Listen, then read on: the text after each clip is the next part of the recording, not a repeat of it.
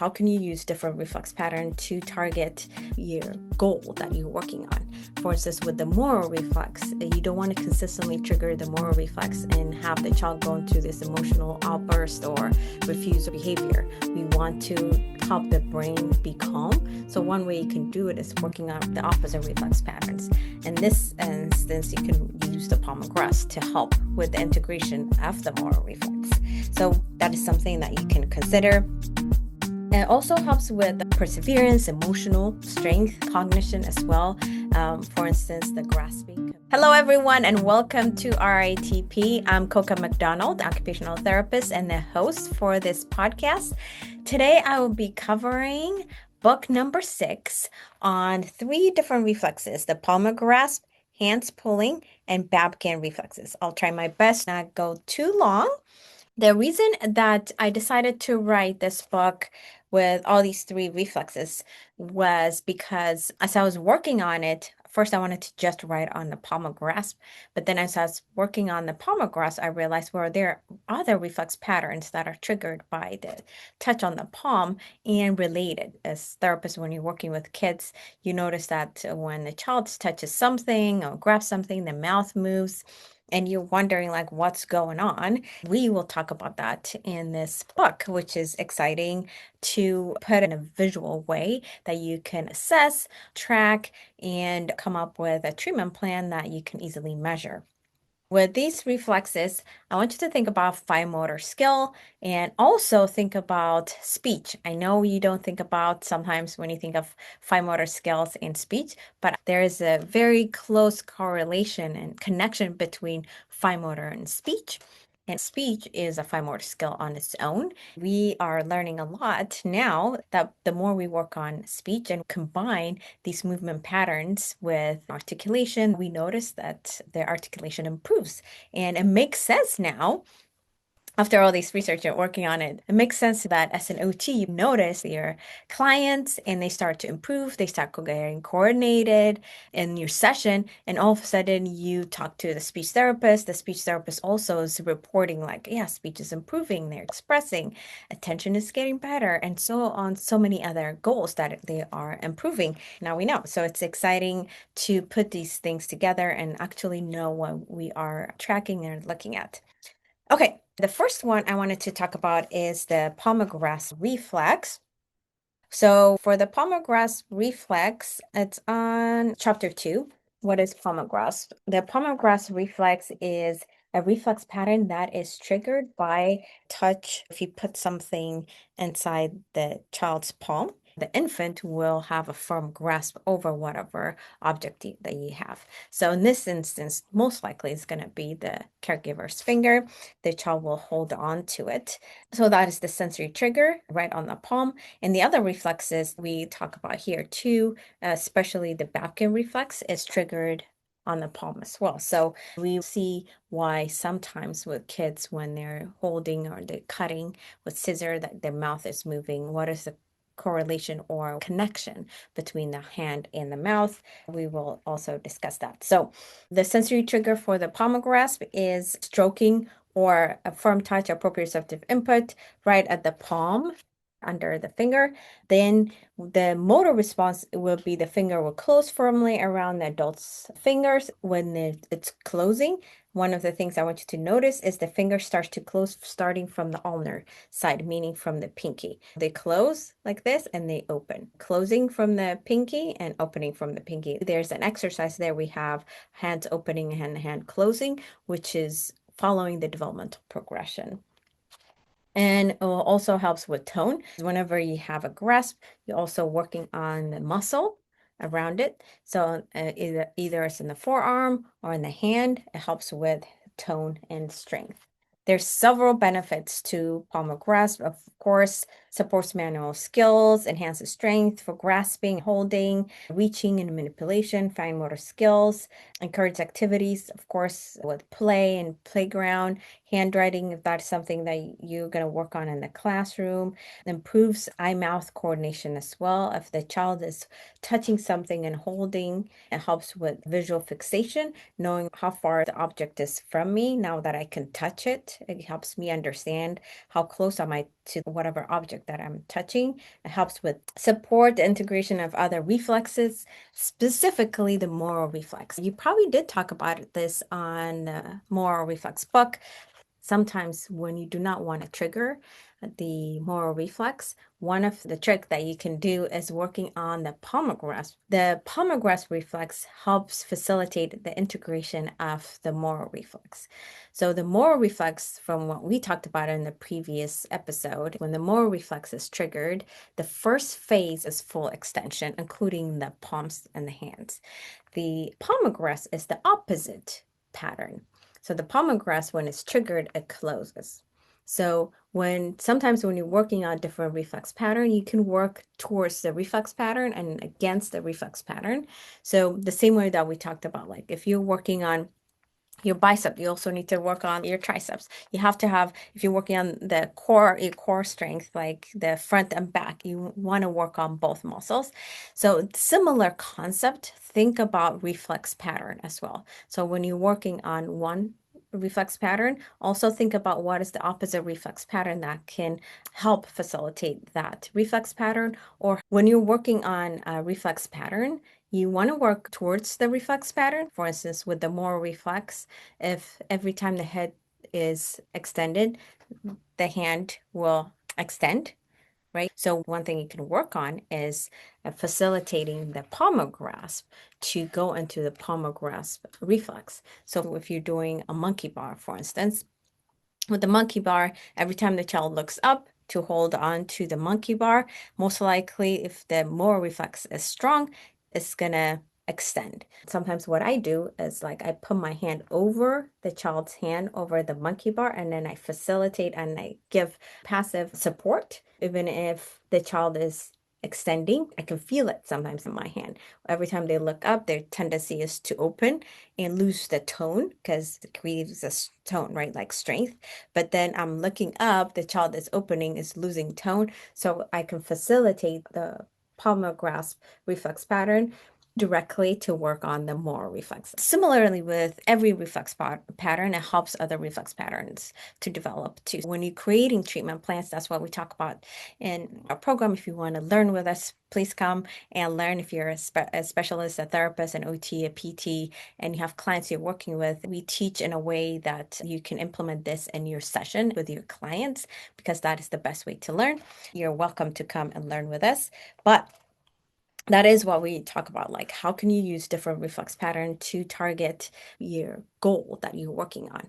For instance, with the Moro Reflex, you don't want to consistently trigger the Moro Reflex and have the child go into this emotional outburst or refuse behavior. We want to help the brain be calm. So one way you can do it is working on the opposite reflex patterns. In this instance, you can use the Palmar Grasp to help with the integration of the Moro Reflex. So that is something that you can consider. It also helps with perseverance, emotional strength, cognition as well. The grasping can be the sense of like holding on to things, and the opening can be a sense, ability to let go. That can be supporting the cognitive skill. That might be something that you see when people are stressed. You see them like stressed out and maybe putting their thumb in and holding in the stressed. If you're assessing a client in a session, you might see what's going on in the body. Are they in some kind of stress, difficulty letting go, holding on? It's a developmental progression as well when a child is developing. You see that they're able to share, give you a ball, throw and catch a ball. There is a level of social skills that starts to develop that comes with that as well. There's so many other benefits to it, and continue learning and look through the book. There are other, of course, with all the benefits, sometimes when these reflex stays in the body, it has negative effects. Anything that would have developed, if they're skipping, can be a challenge for the child. So some of the challenge can be fine motor challenge.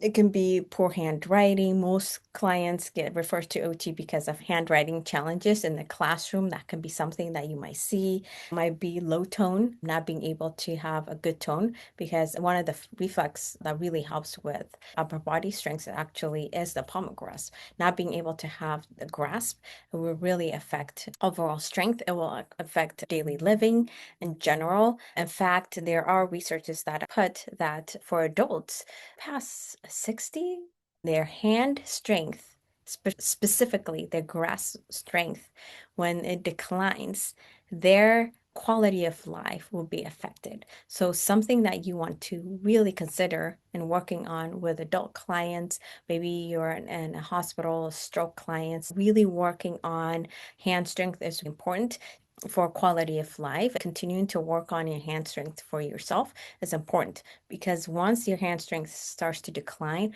it will affect everything else you do, because we use our hand constantly for everything. And take care of yourself, everything, right? So we use our hands, and hand strength is number one. Make sure that you encourage your clients to work on hand strength. And for yourself, there's a lot of exercises that are recommended here in the book that is appropriate for adults that you can recommend, or you can start by being able to hang on a bar for a certain amount of time. It can be holding on to a dumbbell, or maybe a disc or something that you can work on your hook, like not only just like grabbing like this, with your hand, but also should be like having different style of hold. The cylindrical hold is called, like when you're holding something like this in a hook, making sure your fingers are strong and can be able to hold with the tip of your fingers. Something that you can work on. It doesn't have to be extensive. It can be like being able to hold like for 30 seconds. It can be 45 seconds or a minute. That can be something that you can work on to strengthen your hand, and really important for adults, especially for aging population. It's very, very important. Of course, if you have an extensive injury and need a specialist, there are several OTs or hand therapists that specialize in hand therapy. So that's something that you need to refer. If you need a splint, if you need additional support, definitely refer to specialists that specialize in this area. For the testing and screening, I have put together a combination for hand grasp. So the Palmar Grasp, the hands pulling, and the Babkin Reflex all together. Because they kind of come together, it's really hard to work on just the Palmar Grasp without really triggering the Babkin. And you will see it with kids who have retained Babkin reflex when you see their mouth moving. When you look at chapter 6, for instance, for testing and screening, I combined some of the symptoms together to make it easier. As a therapist, of course, we want you to learn really differentiating between the Babkin and the Palmar Grasp and the hands pulling and all those other reflexes that influences the hand. However, for the sake of this book, because this book has been used by parents and the layperson who might be pulling it out to work as a home program, we want to make it easier to understand. I did create a complimentary course. You can find it on our website for the fine motor and this book specifically, to just go in a little bit in depth and support our therapists to what to think about and additional resources that I added there for them. So if you're interested, you are welcome to check it out. It's a supplementary course on these reflexes. It's a complimentary course that addresses book number 6. Please check those out.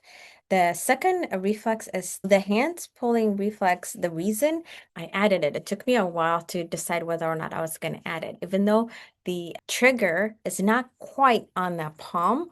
When you're pulling a child, when you're lifting them, they actually go into hand flexion. And sometimes when you pull a child, you might also have your hand inside their palm, but then you also have, you're holding them right there by their wrist and you're pulling them to sit. So you probably have done that with your babies if you had a baby. So there are times you might put your finger in the palm and pull them. If they go into grasp them, it will help them to be stronger. So if you can test it out on yourself, because the best way to know how these reflex pattern and how they affect the body is you can do it. You can do, if you ever done like a pull-up bar, or if you've done assisted sit-up holding a TheraBand or some sort, any kind of, like if you're working on a Pilates, try to do a sit-up with your hands open, and then try doing a sit up with your hands fisted. So you will notice that you will have more connection to the supporting muscles, even to your core, in order to pull up when your hand is in a flex position. So After really going back and forth, it just totally makes sense in my head. And then when we work on supporting the core strength and working on upper body or working on the hand strength, we're working on assisted sit-ups. This is like for little kiddo, but then we have exercises that supports that. I recommend in the book for you.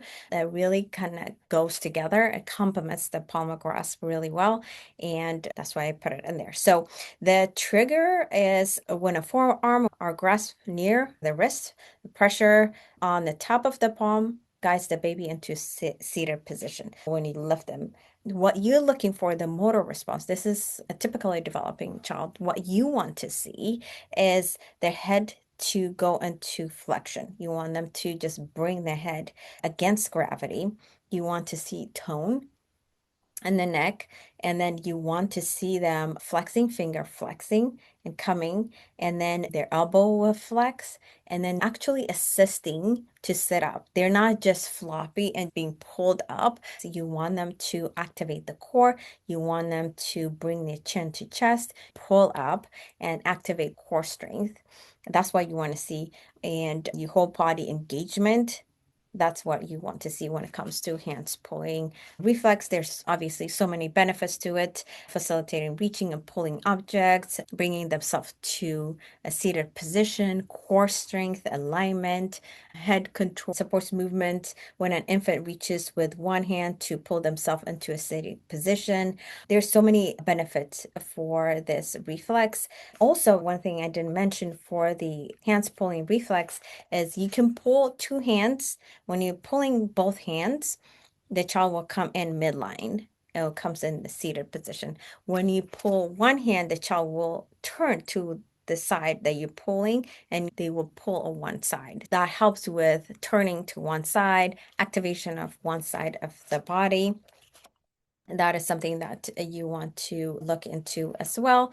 It's really important when you're working on core strength and upper body strength. And this is why I feel like they come together, and the grass also helps facilitate this hands pulling reflex. We do a lot of exercises and probably an OT or PTs too, as you're working with your children, that you work on a lot of activities on the ball, bringing their body to the center, working on core activation, even when you're working on the Moro Reflex, for instance, and then you want them to do the popcorn, or you're working on the TLR, you want to do exercises that they lift their head forward, and you notice that they just cannot bring their head up and they have really weak neck and they can lift their head against gravity. Maybe what you want to do is do the hands pulling reflex exercise and help do assisted sit-ups style of exercise and really work on the hands pulling, combine it with the other exercise. Now you're moving with the developmental progression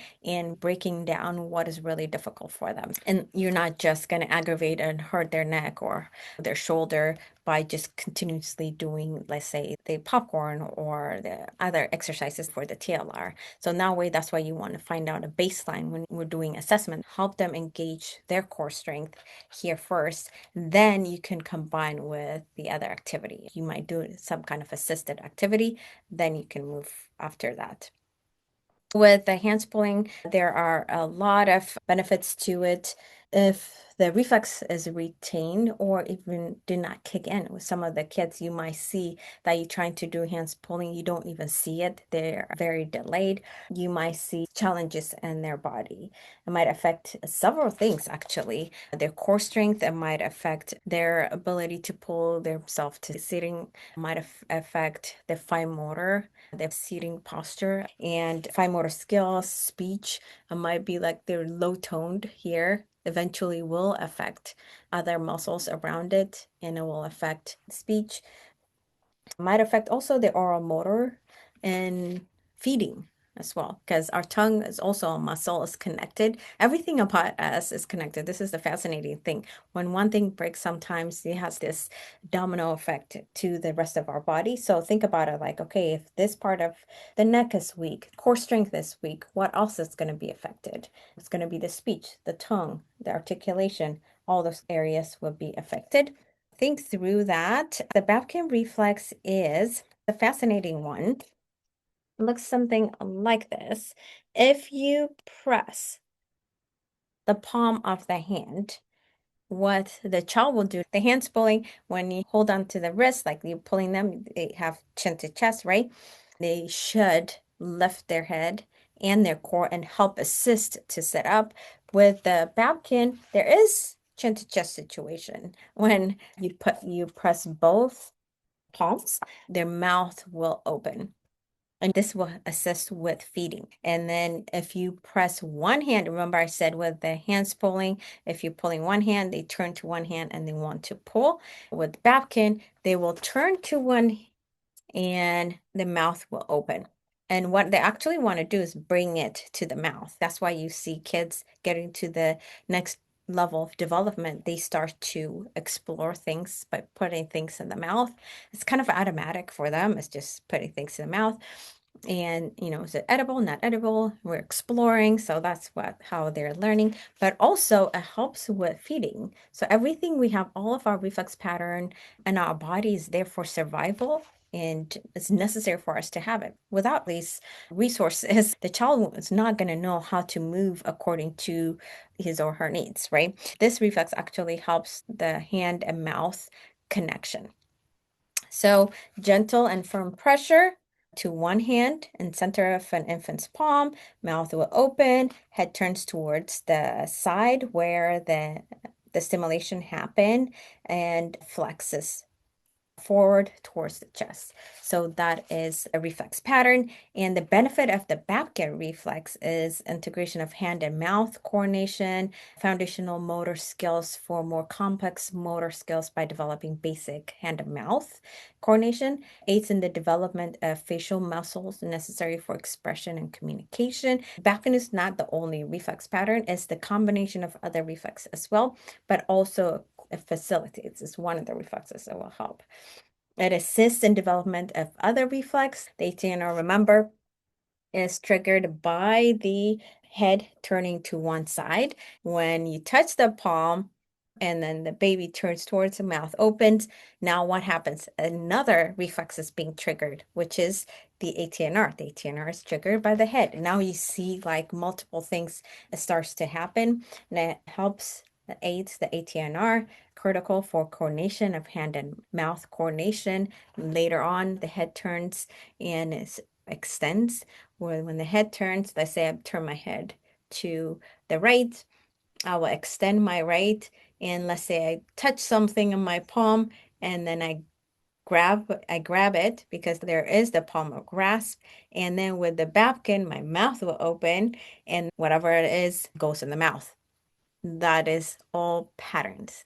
Isn't that fascinating? It always fascinates me when I see that there is a reflex pattern for each movement that happens. One thing leads to another thing until the infant develops a brain and body connection, more voluntary conscious movement starts to happen. But when they are infants, everything almost is reflexive as they're moving in a very reflexive way.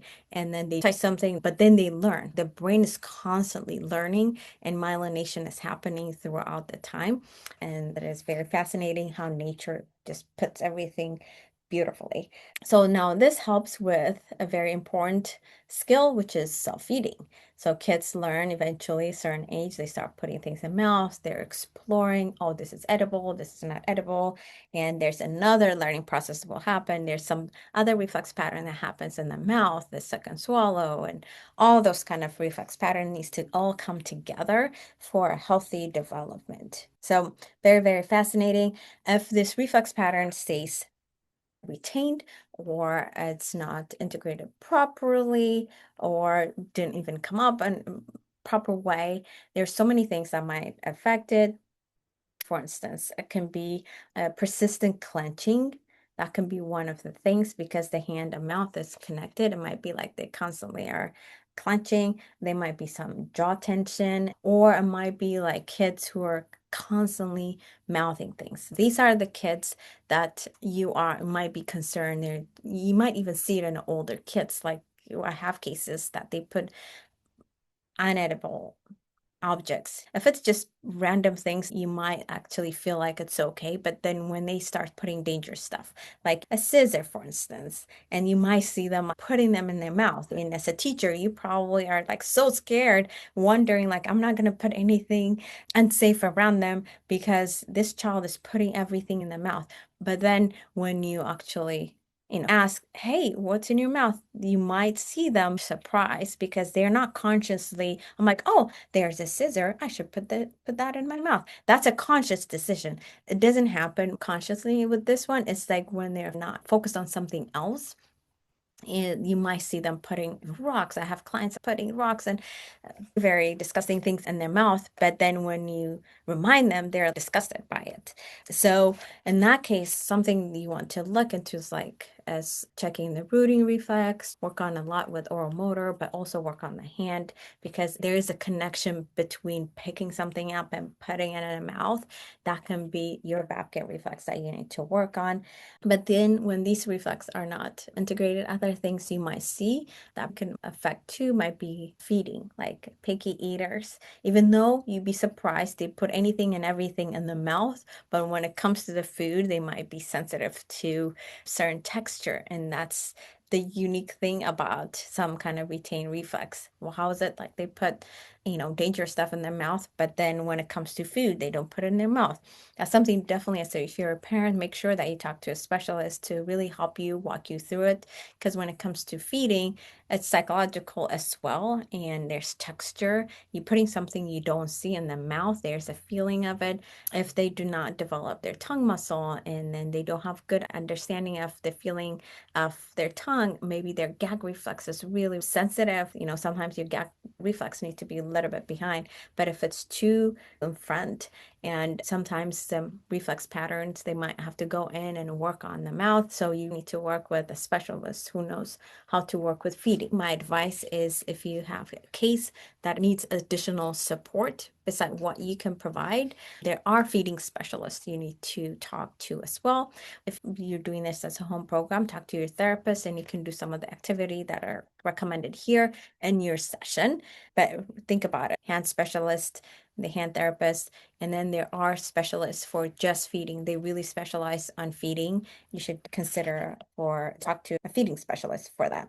Again, this will affect speech as well. These are the kiddos who are working and cutting with their scissor. You might see their mouth connected to the hand movement. So every time they're opening and closing a scissor, you see their mouth moving with it. It's very fascinating. And then you see the connection and want to figure out what are the reflex pattern that is triggering this movement. And that could be the Babkin reflex.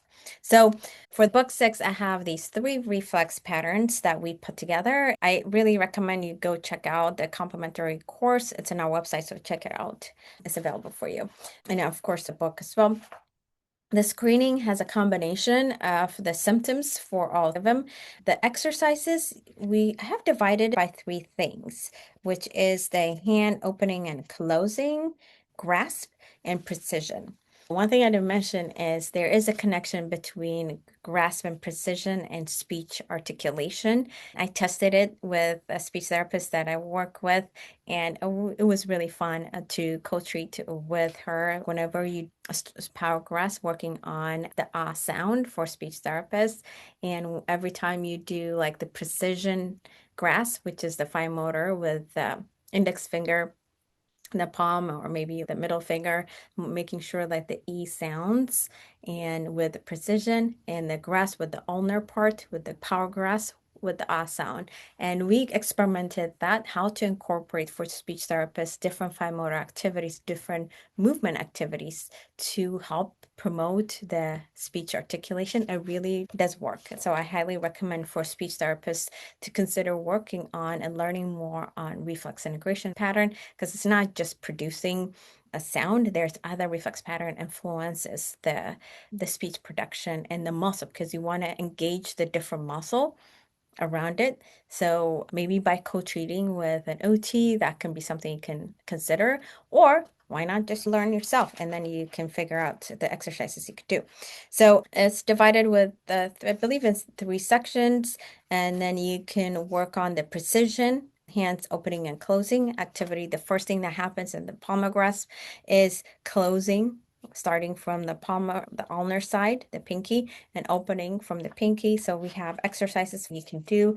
In the app, we are adding additional videos and support for our users to have exactly how to do the exercise. So make sure that you check it out. We're gonna release that one really quickly and soon. For hands opening, I have exercises to any kind of weight bearing activities. Let's say the SDNR book, if you have that. If you have our app too, we have a playlist for you that you can look into. Hands opening is important because we want to teach our kiddos when they're crawling. Most kids, I see them crawling fisted or like unique kind of wrist positioning, really not opening the hand, and you want to work on opening the hand. That's really important. Exercises for mouth and hand coordination. We have exercise for that. There are some passive activities you can do, but also there are a lot of suggestions here for you now that you have the other books. You can incorporate some exercises that you can target multiple reflex at the same time instead of just working on one thing. For instance, you might think of doing the popcorn exercise on the floor and you're working on that exercise. If you only are thinking of one reflex and not thinking about other reflex pattern, you might think you're still working on, let's say, the TLR or the Moro. You might be working on the hands pulling reflex because it helps with core connection. There are suggestions for you, like exercises from other books in our series, and you can combine it so that it can help you. For instance, I like the tug of war. We have this exercise on the ATNR, but that also helps with the Palmar Grasp reflex, because with an exercise like this, the child has to learn to alternate right and left side and open and close. It really helps with the Palmar Grasp. So now you're challenging them by turning to one side and triggering one side of the ATNR, and you see they might be weaker or if either they turn to the left or to the right. You can see which side is the stronger. There are several exercises here that you can do. What I did different with this book is because it's the hand, inside the certification program, we cover anatomy. I think it's really important that you understand the hand anatomy and really understand how the hand moves. And there's a chapter that goes through the anatomy. It's a brief one. It's not overwhelming. It's chapter 5, overview of the hand anatomy and the different movement pattern that are available for the hand. Because sometimes what I see difficulty with treatment planning is when the therapist is not really aware of how the hand is supposed to move. The hand just doesn't move this way. There's so many arches and about 27 bones in our hand. That means a lot of joints in our hands. That means a lot of movement that we can do with our hands. So being aware for what movement pattern are available for us in the hand is important. So once you know that, if the hand is moving in a way it shouldn't, it will be able for you to pick up and screen easily. And also it will help you with goal writing. That is really important. I have a table 1 grasp stages for you. So if you are looking into understanding the different grasp stages and what to look for, when you're writing your goals, you want to go through a developmental progression and not rush them through it because, they're older and you want them to be a certain place. And then we also have a skill-based progression, which is the pencil grasp. And look through that. In the scissor skill progression, we have recommendations that suggested activities to incorporate throughout the day. Let's say you want to work on dexterity, precision, pencil grasp, power grasp, whatever you want to focus on, kind of a home program that you might want to give to your parents. Don't overwhelm them, but 1 or 2 can easily incorporate inside the day, something that you can recommend. We have some suggestions for parents and a letter that you can give out. And I hope that you find this really helpful. It has a little bit more information than the rest of the book. So now you can work on the other reflexes and still work on this reflex pattern.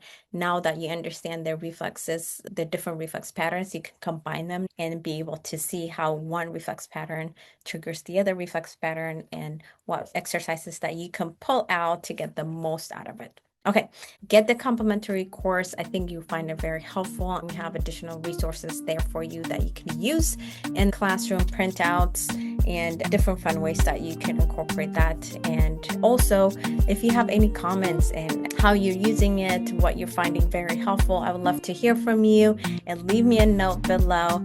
I hope you are enjoying these activities and you're implementing it. I'll see you next time. Bye.